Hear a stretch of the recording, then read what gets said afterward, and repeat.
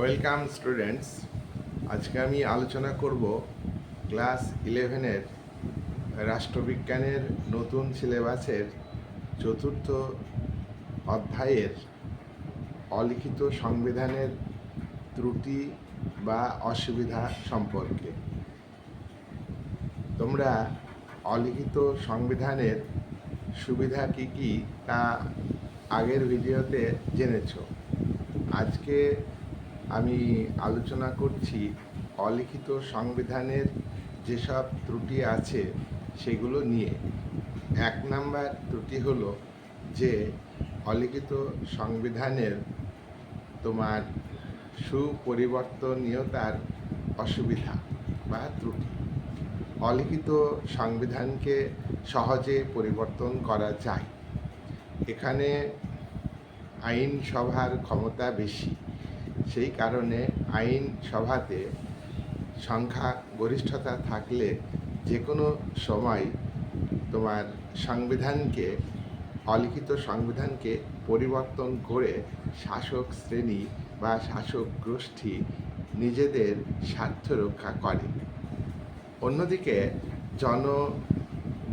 জনগণ অসন্তুষ্ট থাকলে বা জনগণের চাপে পড়ে বা জনগণ বিক্ষোভ দেখালে সেই বিক্ষোভকে প্রশমিত করার জন্য সরকার অনেক সময় এই সংবিধানকে পরিবর্তন করে।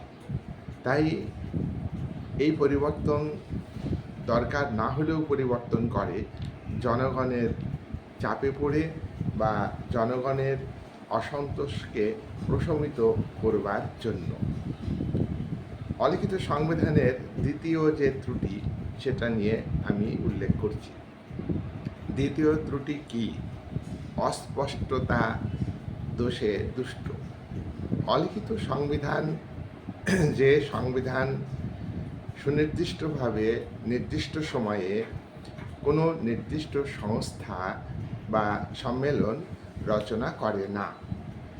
তো এই সংবিধান বিভিন্ন সময়ে বিবর্তনের ধারায় কনভেনশনের মাধ্যমে আচার অনুষ্ঠানকে গুরুত্ব দিয়ে সামাজিক প্রথার ভিত্তিতে রচিত হয়।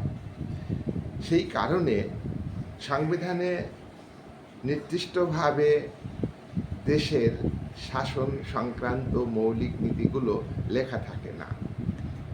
তাই এই সংবিধানে তোমার মানুষ বুঝতে পারে না যে তাদের অধিকার কি আছে, তাদের স্বাধীনতা কি আছে, এটা মানুষ বুঝতে পারে না।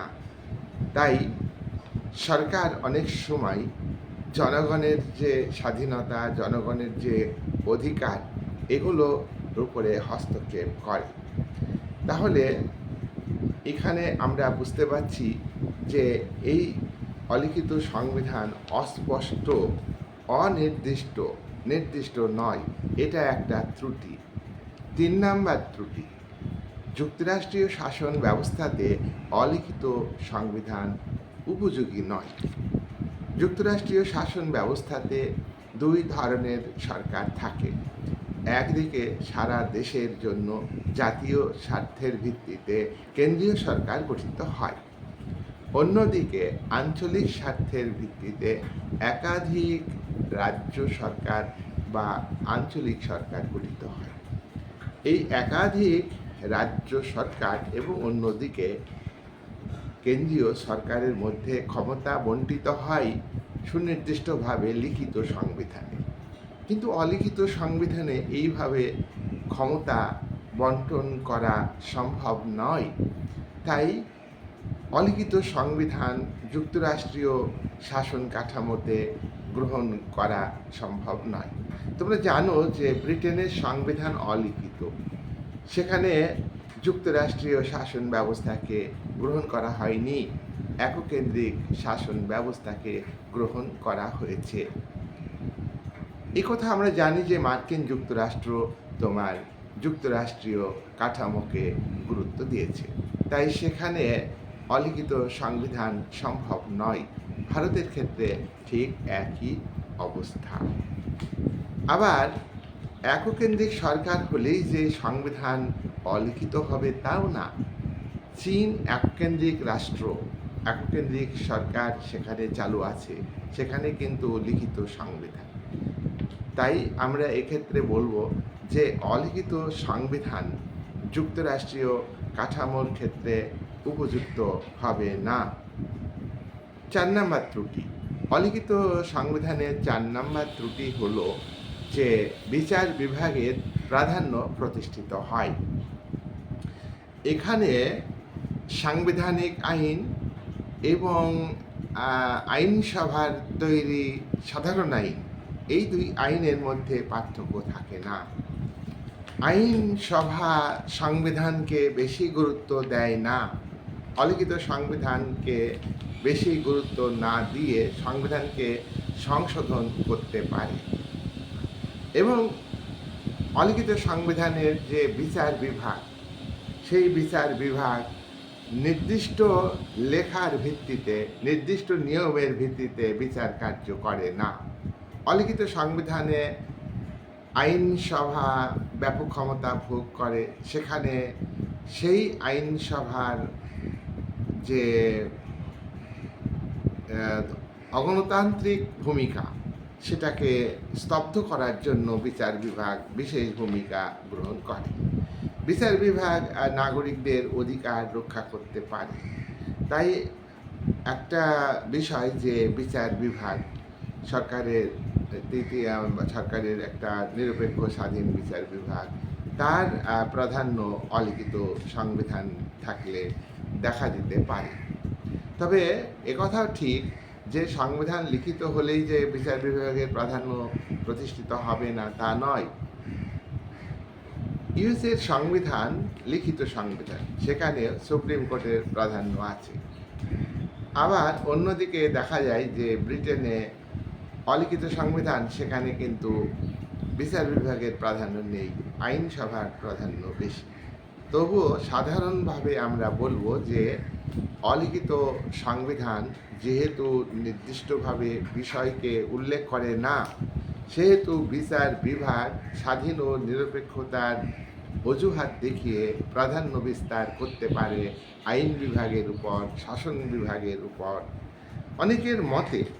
অনেকের মতে যে সংবিধান একটা নির্দিষ্ট গণ্ডির মধ্যে সীমাবদ্ধ নয়, সেজন্যই বিচার বিভাগ এইরূপ ভূমিকা পালন করে থাকে।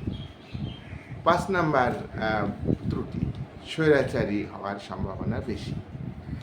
অলিখিত সংবিধান স্বৈরাচারী হতে পারে সরকার। স্বৈরাচারী কাকে বলে? স্বৈরাচারী হলো যে সরকার জনগণের স্বার্থকে দেখে না, উপেক্ষা করে। জনগণ কি চাইছে, তাদের অভাব অভিযোগ, তাদের অধিকার, তাদের স্বাধীনতা সম্পর্কে যে ধারণা তারা চাইছে সরকারের কাছে, সরকার সেগুলিকে গুরুত্ব দেয় না। সরকার যেহেতু নির্দিষ্ট গণ্ডির মধ্যে তার ক্ষমতা প্রয়োগ করবে না, সংবিধানে লেখা নেই, তাই সরকার তোমার নিজের খেয়াল খুশি মতো জনস্বার্থকে উপেক্ষা করে আইন তৈরি করতে পারে। আবার দলীয় স্বার্থে, সংকীর্ণ দলীয় স্বার্থে, বিশেষ করে ক্ষমতাসীন রাজনৈতিক দল, তারা কিন্তু স্বৈরাচারী নীতি, নিজের খেয়াল খুশি মতো আইন তৈরি করে নিজের দলের স্বার্থকে গুরুত্ব দিতে পারে এবং পরবর্তী কালেও সেই সরকার ক্ষমতায় টিকে থাকার চেষ্টা করে। তাই সংবিধান যদি নির্দিষ্ট হতো, লিখিত হতো, তাহলে সরকারের এই স্বৈরাচারী হওয়ার সম্ভাবনাটা কম থাকতো। কিন্তু অলিখিত রীতিনীতি, সাংবিধানিক রীতিনীতি, আচার ব্যবহার, প্রথা, এর ভিত্তিতে সংবিধান তৈরি হয়েছে, তার ফলে সরকার স্বৈরাচারী নীতি গ্রহণ করতে পারে। যাই হোক, আমরা 5টা ত্রুটি আমরা অলিখিত সংবিধানের উল্লেখ করলাম। এবারে আমরা একটি উপসংহারে বলবো, সিদ্ধান্তে আসব যে অলিখিত সংবিধানের ত্রুটি এই কারণে যে সহজেই এটা পরিবর্তনশীল, এটা অর্থনৈতিক, সামাজিক, রাজনৈতিক পরিস্থিতিতে তোমার এটা দ্রুত সিদ্ধান্ত নেওয়া যায়, জরুরি পরিস্থিতিকে মোকাবেলা করা যায়, এটা আমরা অলিখিত সংবিধানের সুবিধাতে বলেছি। কিন্তু এইগুলোর অজুহাতে সরকার যদি হঠকারী সিদ্ধান্ত নেয়, জনস্বার্থ বিরোধী সিদ্ধান্ত নেয় এবং রাষ্ট্রের অকল্যাণ হবে এমন সিদ্ধান্ত নেয়, সেটা কাম্য নয়। তাই অলিখিত সংবিধানের ত্রুটিগুলির ভিত্তিতেই যে বিশ্বে আজকে প্রায় দেশেই অলিখিত সংবিধানকে গ্রহণ করা হয়নি, লিখিত সংবিধানকে গ্রহণ করা হয়েছে। একমাত্র ব্রিটেনের সংবিধান এবং আরও কয়েকটা দেশে তোমার অলিখিত সংবিধান আছে। তবে এই যে ত্রুটিগুলো আমরা বললাম, যে এই সংবিধান, যে অলিখিত সংবিধান ত্রুটি বিচ্যুতি আছে, তাই লিখিত সংবিধানকে গ্রহণ করা হয়েছে, এ যুক্তিও পুরোপুরিভাবে ঠিক নয়। বিশ্বের কোনো সংবিধানই পুরোপুরিভাবে লিখিত নয়, আবার কোনো সংবিধানই পুরোপুরিভাবে অলিখিত নয়। লিখিত অলিখিত এই বিষয়টা দেশের ঐতিহ্য, ইতিহাস, দর্শন, সংস্কৃতি, দেশের রাজনৈতিক পরিস্থিতি, দেশের অর্থনৈতিক কাঠামো, দেশের সামাজিক পরিস্থিতি ইত্যাদির উপর নির্ভর করে সেই দেশে সংবিধান লিখিত হবে না অলিখিত হবে তা গ্রহণ করা হয়। তাই অলিখিত সংবিধানে ত্রুটি আছে বলেই যে বিভিন্ন দেশে তোমার গ্রহণ করা হয়নি অলিখিত সংবিধানকে, লিখিত সংবিধানকে গ্রহণ করা হয়েছে। একটা এখানে অস্পষ্টতা এবং অনির্দিষ্ট যে বিষয়, যেখানে লিমিটেশন নেই বিষয় সাবজেক্ট ম্যাটারে, এবং সাবজেক্ট ম্যাটার ক্লিয়ার নয় আর কি, এমন সংবিধান তো কাম্য নয়, এটা আমরা সাধারণভাবে বলতে পারি। আর সরকার স্বৈরাচারী হবে কি হবে না তার নির্ভর করে সরকারের ক্যারেক্টার, সরকারের ইডিওলজির উপর।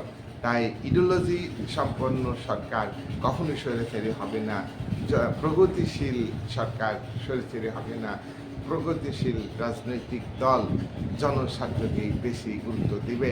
তাছাড়া গণতন্ত্রে আগামী দিনে জনমত নিজেদের ফেভারে আনার জন্যে, নিজেদের ফেভারে রাখার জন্যে সরকার যথাযথভাবে ভূমিকা পালন করবার চেষ্টা করবে।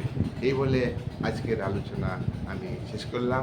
পরবর্তী ভিডিওতে আমি পলিটিক্যাল সায়েন্সে যেটা আলোচনা করব সেটা হলো সুপরিবর্তনীয় সংবিধানের সুবিধা। সুপরিবর্তনীয় সংবিধান, দুষ্পরিবর্তনীয় সংবিধানের পার্থক্য তোমরা ভিডিও শুনছো, আর পরের ভিডিও হবে সুপরিবর্তনীয় সংবিধানের সুবিধা আলোচনা করব। আজকে এখানে আমি শেষ করব।